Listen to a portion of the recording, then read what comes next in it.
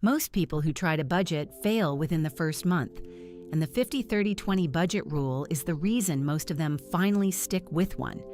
Here's the uncomfortable truth about budgeting that nobody tells beginners. The reason your budget fell apart before had almost nothing to do with willpower. It had everything to do with complexity. Most budgets ask you to track 30 different spending categories: groceries, gas, coffee, streaming subscriptions, pet food. It is exhausting, and eventually you just stop. But there is a simpler way, and it works on almost any income. We are going to walk through exactly how the 50-30-20 rule works, and we will build a real example on a $4,000 take-home income so you can see every dollar fall into place. Stick around because the number we land on in the savings bucket might genuinely surprise you. The 50-30-20 budget rule is a simple framework for splitting your take-home pay into 3 buckets. 50% goes to needs, 30% goes to wants, 20% goes to savings and debt payoff. That is it. 3 numbers, 3 buckets. No spreadsheet with 30 rows required. The idea was popularized by Senator Elizabeth Warren and her daughter, Amelia Warren Tyagi, in a book called All You're Worth, published back in 2005. It was designed specifically for people who do not want to become accountants just to manage their own money. The logic is clean. Cover what you must have, enjoy some of your life right now, and build a financial cushion for later. One critical thing before we go further. The rule runs on your take-home pay, not your gross salary. Take-home pay, also called net pay, is what actually lands in your bank account after taxes, Social Security, and any other payroll deductions are already removed. If your employer takes out 401k contributions automatically, we will talk about where that fits in a moment. Your needs bucket holds everything you genuinely cannot go without. We are talking rent or mortgage, utilities like electricity and water, basic groceries, minimum payments on any debt you owe, health insurance premiums, and transportation costs to get you to work. These are the expenses that, if you skip them, something serious breaks down. You lose your home, your lights go out, or you default on a loan. Notice what does not belong here. Netflix is not a need. A gym membership is not a need. Dining out is not a need. Those go in the next bucket. Be honest with yourself when you sort your spending, because a lot of people accidentally stuff their needs bucket full of wants and then wonder why the math never works. The target is 50% of your take-home pay. On a $4,000 monthly take-home, that is $2,000 for needs. If you live in a high cost of living city like San Francisco or New York, your rent alone might blow past that. We will address what to do in that situation shortly. The wants bucket is the one most financial advice tries to guilt you out of entirely. This framework does not do that. 30% of your take-home is yours to enjoy, guilt-free, as long as you have covered your needs and your savings first. Wants include dining out, concerts, hobbies, subscriptions like Spotify or Netflix, new clothes beyond the basics, weekend trips, a nicer cut of steak, and anything else that makes your day-to-day life more enjoyable rather than just functional. On our $4,000 example, 30% is $1,200 per month for wants. That is $300 a week. Spread across a month of dinners out, a streaming service or two, and a few weekend activities, $1,200 goes further than most people expect. This is the bucket that makes the budget sustainable. When you give yourself real spending permission, you stop feeling deprived, and you stop blowing up the whole plan on a bad Friday night. This is where your future gets built. 20% of your take-home goes towards saving money and paying down debt faster than the minimum required. Let us break that 20% into a smart order of priority. First, if your employer offers a 401k match, meaning they put in money when you put in money, grab every dollar of that match before anything else. A 401k is a tax-advantaged retirement account offered through your employer. A match is essentially free money added to your retirement savings, and skipping it is one of the most expensive mistakes a working person can make. Second, build an emergency fund. This is a dedicated savings account, ideally a high-yield savings account, often called an IRA, at a bank like Ally, Marcus, or similar, holding 3 to 6 months of living expenses. IRA accounts earn meaningfully more interest than a standard checking account, and your money stays liquid, meaning you can access it when you need it.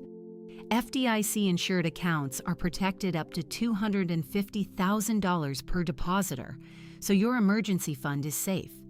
Third, if you have high-interest debt, credit cards are the most common example.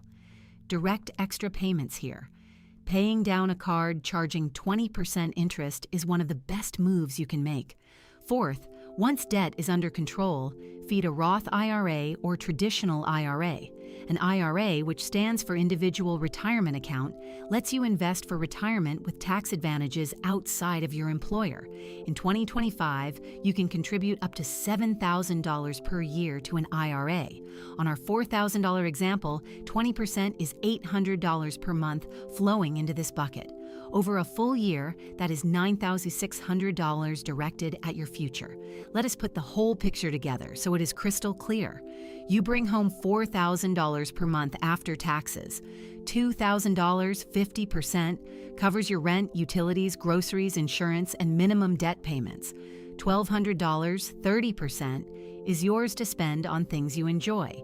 $800, 20%, goes toward your emergency fund, retirement accounts, or extra debt payments. That is your entire paycheck accounted for in 3 lines. No 30-row spreadsheet, no tracking every coffee. You check once at the start of the month, set the buckets, and live your life. A practical tip: automate that 20% savings bucket on payday. The moment your paycheck hits, have $800 move automatically to your HISA or straight into your 401k or IRA contribution. When the money moves before you see it sitting in your checking account, you will not miss it and you will not spend it accidentally. Here is the most common objection: my rent alone is more than 50% of my take-home. You are not alone. Housing costs in many U.S. cities make the 50% needs target genuinely hard to hit. So what do? Treat the 50-30-20 rule as a direction, not a law. If your needs eat 60% right now, your goal is to move toward 50% over time, through a raise, a side income, or eventually a lower-cost living situation. In the meantime, compress the wants bucket before you ever touch the savings bucket. Drop wants to 20% temporarily and protect savings at 20%. That keeps your future intact even while your present is tight. The worst version is the opposite, letting savings fall to zero because wants stayed comfortable. That is how people reach their 40s with nothing set aside. Protect the savings bucket fiercely. Everything else is negotiable. If your take-home is lower, say $2,500 a month, the same percentages apply. 50% is $1,950s, 30% is $750, 20% is $500. The amounts are smaller, but the habit and the ratio are identical. Starting with $500 a month in savings at age 25 and investing it consistently in a broad index fund. A fund that tracks something like the S&P 500 has historically grown to a significant sum over decades. The S&P 500 has returned roughly 10% per year on average over the long run before inflation, though past performance never guarantees future results. There are 3 mistakes that trip people up with this rule. First, calculating the percentages on gross income instead of take-home pay. Gross is your salary before taxes. Take-home is what you actually spend. Always use take-home. Second, forgetting irregular expenses. Car registration, annual subscriptions, holiday gifts. These hit once a year, but they will wreck a monthly budget if you do not plan ahead. Divide any annual expense by 12 and set aside that small amount each month in a separate savings bucket so the bill never feels like a surprise. Third, treating the 20% savings bucket as optional. It is not optional, it is the entire reason the system works. The wants bucket exists to make the system enjoyable. The savings bucket exists to make your life work in the long run. Both matter, but if you have to choose which one to protect savings every single time. Let us bring it home. The 50-30-20 budget rule splits your take-home pay into 3 simple buckets: 50% to needs, rent, utilities, groceries, insurance; 30% to wants, dining out, entertainment, things that make life enjoyable right now; 20% to savings and debt, your emergency fund, retirement accounts like a 401k or IRA, and extra debt payments. On a $4,000 take-home, that is $2,000 toward needs, $200 toward wants, and $800 toward your future every single month. Automate the savings bucket on payday. Use a high-yield savings account for your emergency fund. Grab your full employer 401k match before anything else. And if your numbers do not fit perfectly right now, move toward the targets. Protect savings first, compress wants second. This is not a perfect system. No budget is. But it is simple enough that you will actually use it, and that is worth more than any complicated framework you abandon after 3 weeks.